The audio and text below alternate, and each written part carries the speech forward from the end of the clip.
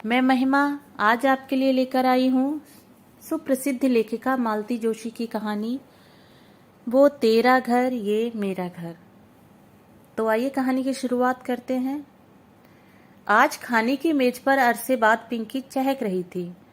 PMT की परीक्षा सानंद समाप्त हो जाने से वातावरण हल्का हो गया था। इतने दिनों तक एक तनाव सा व्याप्त था, घर पर भी और बच्चों के मन पर भी। प्रसन्ना का सेकंड सेमेस्टर परसों ही समाप्त हुआ। आज पिंकी भी फ्री हो गई थी। अब रिजल्ट की चिंता कुछ दिनों के लिए मुलतवी रखकर आज़ादी का जश्न मनाया जा सकता था। खाने की मेज पर उसी की प्लानिंग चल रही थी, तरह तरह के सुझाव और तरह तरह की फरमाइशें। मिस्टर प्रसाद ने बच्चों के उत्साह पर ब्रेक लगाते हुए कहा, तुम लोग शायद भूल रहे हो कि पापा के ऑफिस में समर वैकेशन जैसी कोई चीज नहीं होती, तो आप आराम से घर में बैठे रहिए। बच्चों की माँ ने तुनक कर कहा, लेकिन मैं 10-15 दिन के लिए कहीं जरूर जाऊंगी। आपको तो दफ्तर के अलावा कुछ सूझता ही नहीं है। इन दोनों की टेंशन मैंने अकेले झेली है। I need a change badly. मैं सोच रहा था कि मिस्टर प्रसाद ने झिझकते हुए कहा और चुप हो गए। क्या सोच रहे थे आप? अब कह भी डालिए। यही कि इस शनिवार इतवार सागर जाकर बाबूजी को लिवा लाता। ओह नो, बच्चों ने कोरस में कहा। तो माँ ने उन्हें आंखों से डपट दिया और बोली, इतनी जल्दी? जल्दी कहाँ, उन्हें गए 2 महीने से ऊपर हो गए हैं। इतने दिन वे बेटी के यहाँ कभी रहे हैं? क्या पापा आप भी बेटा बेटी करने लगे हैं? ये सब फिजूल की बातें हैं। अपने लिए होंगी, पर बाबूजी तो पुराने ढर्रे के व्यक्ति हैं। उनके लिए ये बातें बहुत महत्व रखती हैं। अब इस उम्र में यह आशा करना कि वे अपनी सोच बदल लेंगे बेकार है। यह तो ठीक है कि माया की स्वतंत्र गृहस्थी है, इसलिए वे 2 महीने वहां टिक भी गए। छाया के यहाँ तो उसके सास ससुर जेठ देवरों के बीच 2 दिन भी नहीं रह पाते। बच्चों ने फिर बहस नहीं की, चुपचाप खाकर उठ गए। पत्नी ने टेबल समेटते हुए पूछा, सुनिए, क्या इसी हफ्ते जाना जरूरी है? वे प्रश्नार्थक नजरों से पत्नी को देखते रहे। नहीं, मैं सोच रही थी बच्चे थोड़ा रिलैक्स कर लेते, अभी अभी तो बेचारे फ्री हुए हैं। बच्चों को रिलैक्स होने के लिए कौन मना कर रहा है? आप समझते नहीं हैं, बड़े बुजुर्ग घर में होते हैं तो थोड़ा बंधन हो ही जाता है। बच्चों के हंसने बोलने पर, खाने पीने पर बंदिश लग ही जाती है। तो तुम चाहती हो बाबूजी को वहीं रहने दूं? उनका स्वर थोड़ा तल्ख था। पत्नी ने नरमाई से कहा, नहीं, मेरा मतलब था 8-10 दिन और सही, फिर तो हम ही को। वे तय नहीं कर पाई कि झेलना कहें कि भुगतना कहें। पति की नाराजगी के डर से उन्होंने वाक्य अधूरा ही छोड़ दिया। कई बार अनकहे शब्द भी बहुत कुछ कह जाते हैं। मिस्टर प्रसाद भी उन अनकहे शब्दों को भली भांति पड़ गए। उन्हें वितृष्णा और खींच हो आई। अपने आप को वे पहली बार इतना निरुपाय अनुभव कर रहे थे। कितनी हसरत से, कितनी उमंग से वे बाबूजी को यहाँ लाए थे। यूं तो माँ की मृत्यु के बाद ही उन्हें लाने का मन था, पर साल भर तक बाबूजी वहां से हिलने के लिए राजी नहीं हुए। प्रसाद ही दौड़ दौड़ कर वहां जाते रहे, बाबूजी की खोज खबर लेते रहे। हर बार बाबूजी पहले से ज्यादा थके हुए, टूटे हुए नजर आए। यह स्वाभाविक भी था। 40-45 साल का साथ एकाएक छूट जाता है तो आदमी टूट ही जाता है। फिर बाबूजी के मित्र भी कहने लगे, बेटा, अब अपने पिता को अपने पास ही रखो। बुढ़ापे का शरीर है, देखभाल की जरूरत पड़ती है। माँ की बरसी के बाद बाबूजी की एक नहीं सुनी गई। जिद करके वे लोग उन्हें अपने साथ भोपाल ले आए। बेटे के साथ साथ बहू और बच्चों ने भी बहुत मनुहार की थी, तभी वे राजी हुए थे। पर बहुत जल्दी ही एहसास होने लगा कि स्वागत का यह भाव धीरे धीरे तिरोहित होने लगा है। यूं तो बाबूजी बहुत शांत प्रकृति के जीव हैं, उनकी जरूरतें भी बहुत थोड़ी सी हैं। इधर उधर दखलंदाजी करने की आदत भी नहीं है। फिर भी वे हाड़ मांस की जीव तो हैं। घर में उनकी उपस्थिति महसूस की ही जाती थी। सबसे बड़ी समस्या थी सोने की। इससे पहले बाबूजी जब भी आए, माँ साथ में होती थी। वे दोनों एक दूसरे का ख्याल रख लेते थे। 8-10 दिन की बात होती थी, कुछ न कुछ व्यवस्था हो ही जाती थी। थोड़ी सी असुविधा भी तब नहीं अखरती थी। बच्चे छोटे थे तो दादा दादी के साथ खुशी से एडजस्ट भी हो जाते थे, बल्कि तब तो दोनों में होड़ लगा करती थी कि कौन किसके पास सोएगा। पर अब परिस्थितियां बदल गई हैं। बच्चे बड़े हो गए थे, दोनों के पास अपने स्वतंत्र कमरे थे। तीसरा प्रसाद दंपत्ति का था। कुछ दिन पिंकी माँ के पास सोई और प्रसाद जी पिता के साथ उसके कमरे में सोए। पर यह व्यवस्था स्थायी तो नहीं हो सकती थी, तो जवान होती बिटिया के कमरे में बाबूजी का सोना भी अच्छा नहीं लगता था। फिर उन्हें प्रसन्ना के कमरे में सुलाया गया। वहां भी घोर असुविधा थी। उसे देर रात तक जागकर पढ़ने की आदत थी। उसका स्टीरियो भी हर दम बजता रहता था। दीवार पर कई ऐसे पोस्टर थे जिन्हें बाबूजी की नजरों से बचाना जरूरी था। अंततः बाबूजी की व्यवस्था हॉल में की गई। 3 बेडरूम वाले घर में भी बाबूजी के लिए निरापद बस यही स्थान था। वे दीवान पर आराम से सो जाते थे, पर उनके साथ उनका पानी, दवाइयाँ, टोपी, मफलर, टॉर्च, जूते, चश्मा सब भी रखे रहते थे। सुबह नौकर के आने तक बाहर का कमरा बाहर बैठने वालों के लिए बैठने योग्य नहीं रहता था। सबसे बड़ी समस्या थी टॉयलेट की। बुढ़ापे के कारण रात में कई बार उठना पड़ता था, सो पप्पू के कमरे का ही आश्रय लेना पड़ता था। सुबह उन्हें जल्दी उठने की आदत थी। रात भर का जागा हुआ प्रसन्ना सुबह सुबह उनके मुख प्रक्षालन से खींच उठता था। एक स्थिति यह आई कि बाबूजी बच्चों के लिए अझेल हो गए। यह अझेल शब्द भी बच्चों का ही गढ़ा हुआ था, जो प्रसाद जी को बहुत चुभा था। फिर उन्होंने छोटी बहन को चुपचाप पत्र लिखा कि कुछ दिनों के लिए बाबूजी को ले जाए। बच्चों की परीक्षा के बाद वे खुद उन्हें लिवा लाएंगे। अब परीक्षाएं भी समाप्त हो गई हैं, पर लगता है घर अभी भी मानसिक रूप से बाबूजी के पुनरागमन के लिए तैयार नहीं है। मिसेज प्रसाद देर रात तक टीवी देखती थीं। सुबह देर से उठती थीं, 12 बजे तक नहाती थीं। हफ्ते में 2 दिन उनकी मालिश वाली आती थी। हर 15वें दिन मेहंदी वाली आती थी। हर तीसरे दिन उनकी कुटी पार्टी होती थी। बाबूजी के रहते ये सारे काम सहजता से नहीं हो पाते थे। पिंकी तो सहेलियों के साथ बाहर घूमने का शौक था। हर तीसरे दिन वे लोग पिक्चर जाती थीं। प्रसन्ना का तो कोई टाइम टेबल ही नहीं था। दोस्तों का जमघट हमेशा उसे घेरे रहता था। बाबूजी के रहते ये गतिविधियां भी थोड़ी धीमी हो जाती थीं। फिर सारे परिवार को बाहर खाने का शौक था। बाबूजी साथ जाते नहीं थे। उनके लिए घर पर पूरा सरंजाम करके जाना पड़ता था। बाहर जाने का सारा मजा ही किरकिरा हो जाता था।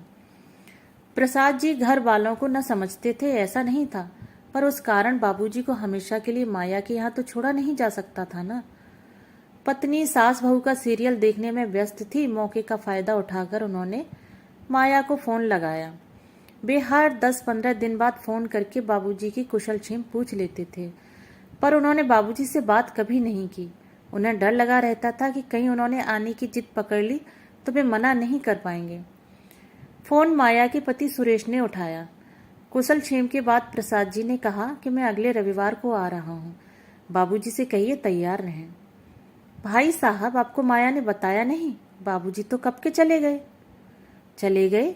कहाँ? उन्हें लगा कि आवाज कुछ ज्यादा ही ऊंची हो गई है। उन्होंने चोर नजरों से पत्नी की ओर देखा। वह सीरियल में खोई हुई थी। उन्होंने अपनी आवाज तथाशक्ति धीमी करते हुए कहा, कहाँ चले गए? अपने घर जौरा। मैं खुद ही तो छोड़ आया था। हाँ, शायद बाबूजी ने मना किया था, इसलिए माया ने आपको बताया नहीं होगा। वे कुछ देर के लिए स्तब्ध रह गए। आप ज्यादा परेशान न हो भाई साहब, ये पुराने लोग हैं ना, दूसरी जगह एडजस्ट नहीं हो पाते। उन्हें अपना घर ही अच्छा लगता है। उस रात वे जरा भी नहीं सो सके। पता नहीं कैसे कैसे विचार आते रहे। मुश्किल तो यही थी कि वे अपनी परेशानी पत्नी के साथ भी शेयर नहीं कर सकते थे। वह फौरन कह देती, हमने तो 6 महीने झेल भी लिया, पर आपकी बहन तो जरा से में ही उकता गई। दूसरे दिन उन्होंने माया को दफ्तर से ही फोन लगाया। जानते थे उस समय सुरेश भी घर पर नहीं होगा। उनके उल्हानों के उत्तर में माया ने कहा, भाई साहब, आप कुछ मेरी मजबूरी का भी अंदाजा लगाइए। वे तो 8वें दिन से जाने की रट लगाए बैठे थे। बड़ी मुश्किल से मैंने उन्हें 15 दिन रोका। फिर वे अकेले ही चल पड़े। बोले, भोपाल कौन सा दूर है, यहाँ से बस में बिठा दो, वहां फोन कर दो, कोई ना कोई उतार लेगा। मैंने बहुत मना किया, पर जब बिल्कुल ही जिद पर आ गए तो उन्हें असली बात बतानी ही पड़ी। क्या? यही कि बच्चों की परीक्षा होने तक आपको यहीं रहना है। तब तो शायद तुमने यह भी बता दिया होगा कि मैंने ही तुमसे कहा था कि उन्हें ले जाओ। भाई साहब, यह तो मैंने कभी नहीं बताती, पर उन्होंने खुद ही अंदाजा लगा लिया। उसके बाद तो वे पल भर भी यहाँ रुकने को राजी नहीं हुए। बोले, ईश्वर की कृपा से अभी मेरा घर सलामत है, मुझे वहीं पहुंचा दो। फिर ये खुद जाकर छोड़ आए थे, जरूरी व्यवस्थाएं भी कर आए थे। इसके बाद कहने को कुछ था ही नहीं। उन्होंने चुपचाप रिसीवर रख दिया और उस घड़ी को कोसते रहे जब उन्होंने बाबूजी को माया के साथ भेजा था। पूरे हफ्ते वे गुमसुम बने रहे। फिर एक शाम मालवा एक्सप्रेस से चल ही पड़े। मुंह अंधेरे मुरैना पहुंचे। वहीं से जो पहली बस मिली उससे जौरा के लिए चल पड़े। उन्होंने सोचा था कि इतनी सुबह घर खुलवाने में दिक्कत होगी। भूल ही गए थे कि गांव कस्बों की सुबह जरा जल्दी होती है। घर पहुंचकर देखा सामने वाले आंगन में चारपाइयां बिछी हुई हैं और बाबूजी की मित्र मंडली चर्चा में मशगूल है। उन्होंने जाते ही सबके पांव छुए, आशीर्वाद पाया। फिर वे सब उठ खड़े हुए। पंडित जी, अब आप बेटी की खातिर कीजिए, हम लोग चलते हैं। अरे आप लोग बैठिए ना, मैं क्या कोई मेहमान हूँ? यह तो मेरा घर है, आप लोग इत्मीनान से बैठें। इस आग्रह में शिष्टाचार तो खैर था ही, एक उद्देश्य यह भी था कि उतनी देर तक बाबूजी के सामने अकेले पड़ने से बचे रहेंगे। पर बाबूजी के दोस्त रुके नहीं।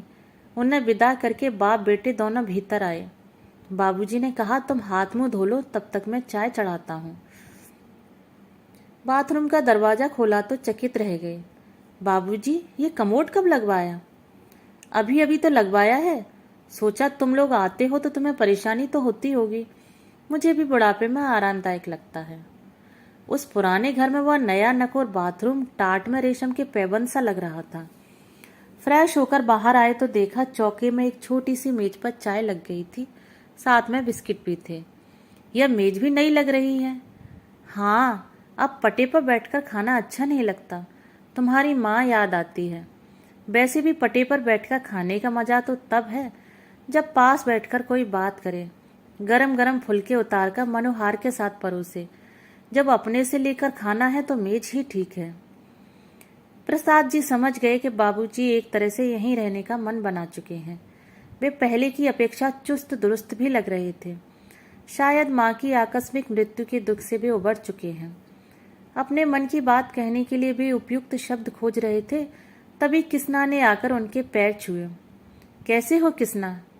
बस बाबूजी की कृपा है, उसने गदगद भाव से कहा। बाबूजी की कृपा का बखान फिर कर लेना, पहले जाकर भैया के लिए कुछ नाश्ता लेकर आ, बाबूजी ने कहा और जेब से पैसे निकालकर वे तफसील से उसे कुछ समझाने लगे। प्रसाद जी ने कहना चाहा कि बाबूजी, आजकल मैं ये सब नहीं खाता हूँ। उन्होंने खुद उठकर किसना को पैसे देने चाहे, पर हिम्मत ही नहीं पड़ी। उन्होंने अनुभव किया कि बाबूजी अपने पुराने फॉर्म में लौट आए हैं। यह भी कि यह बाबूजी का घर है, यहाँ उनका आदेश ही चलता है। उन्होंने सोचा नाश्ता आने से पहले नहा लिया जाए। नहाने के बाद आंगन में बंधी रस्सी पर तौलिया फैलाते हुए उन्होंने देखा कि एक महिला ने उन्हें देखते ही लंबा सा घूंघट खींच लिया। बाबूजी, आंगन में कौन है? किसना की बहू होगी, वे लोग अब यहीं रहने लगे हैं। यहीं मतलब? पीछे गाय वाली कोठरी खाली पड़ी थी ना, उसे ठीक ठाक करके दे दी है। बहू भी गांव में पड़ी थी, उसे भी ले आया है। वह मेरे लिए 2 रोटियां डाल देती है, चौका बासन झाड़ू बुहारी कर देती है। किसना मेरी धोती खींच देता है, सौदा सुलफ लगा देता है। काम भी हो जाता है और साथ भी तुम लोगों को भी फिक्र नहीं रहेगी कि बाबूजी अकेले पड़े हैं। लेकिन आपको यहाँ अकेले रहने कौन देगा? मैं तो आपको ले जाने के लिए ही आया हूँ। मुझे ले जाने की जरूरत नहीं है बेटा, मेरी अब मर्जी होगी चला जाऊंगा, पर जब तक मेरे हाथ पांव चल रहे हैं मुझे यहीं रहने दो। यहाँ मेरे दोस्त अहबाब हैं, नाते रिश्तेदार हैं, पास पड़ोस है। दरवाजे पर खड़ा भी हो जाता हूँ तो 10 लोग जयराम जी करके निकल जाते हैं। वहां तो समय काटे नहीं कटता, दिन भर छत की किस्से। तुम सब लोग अपने अपने काम में मसरूफ रहते हो। अब इस उम्र में मुझसे ज्यादा पढ़ना लिखना भी नहीं होता। बाबूजी की बात एकदम सही थी। उसका कोई तर्क संगत उत्तर प्रसाद जी सोच रहे थे कि बाबूजी ने कहा, एक बात और है बेटा, तुम्हारी माँ तो नहीं रही, पर जब तक मैं हूं तब तक तो लड़कियों का पीहर बना रहे। कभी उनका मन हुआ तो आने को एक घर तो हो। क्या वे लोग मेरे घर नहीं आ सकती? उन्होंने कहना चाहा, पर अपनी बात का खोखलापन खुद ही उनकी जुबान पर ताला लगा गया। उन्हें याद आया कि जब जब बहनों को बुलाना चाहा, घर में समस्याओं का एक अंबार उठ खड़ा हुआ। बाबूजी अपनी रो में कहे जा रहे थे, माँ के पीछे बेचारी जब भी आई हैं खुद ही खटती रही हैं। अब यह किसना की बहू आ गई है तो थोड़ा हाथ बटा देगी, कुछ तो सहारा हो जाएगा। प्रसाद जी ने विषयांतर करते हुए कहा, बाबूजी अपने इस छोकरे को जगह तो दे दी, बाद में कहीं लफड़ा न हो जाए। कैसा लफड़ा? बाद में अगर इसने जगह खाली करने से इनकार कर दिया तो? बाद में मतलब? प्रसाद जी शर्म से गड़े ही गए। अपनी व्यग्रता में उन्हें याद ही नहीं रहा कि वे क्या कह रहे हैं। बाबूजी ने लेकिन इसे बड़े सहज भाव से लिया। बोले, उसकी चिंता अभी से क्यों? बाद में तो किसी को यहाँ रहना नहीं है, मकान तो बेचना ही है। जो भी खरीदेगा वही किसना से भी निपट लेगा। अपनी शर्म से वे अब तक नहीं उबर पाए थे और बाबूजी ने जैसे स्पष्ट ही उस ओर संकेत कर दिया। इसलिए अपनी सफाई सी देते हुए प्रसाद जी बोले, बाबूजी घर बेचने की बात तो मेरे मन में कभी उठी ही नहीं। मैं अभी की बात कर रहा हूँ बेटे, अभी मेरे रहते तो कोई सवाल ही नहीं उठता। मेरे लिए यह सिर्फ ईंट गारे की इमारत नहीं है, मेरा मानसिक संबल है यह। पर मेरे पीछे तो इसे निकालना ही पड़ेगा। रख कर करोगे भी क्या? प्रस्ताव तो अभी से आ रहे हैं। भोपाल जाने से पहले तो इतनी अच्छी ऑफर आई थी कि क्या बताऊं। बड़ी मुश्किल से अपने को रोक पाया। ये तो कहो कि ईश्वर ने सद्बुद्धि दे दी, नहीं तो मेरी फजीहत ही थी। अंतिम बात कहते कहते बाबूजी का स्वर भर्रा गया था। इतनी देर से प्रसाद जी के मन में जो बात खदक रही थी उसे कहने का भी यही मौका था।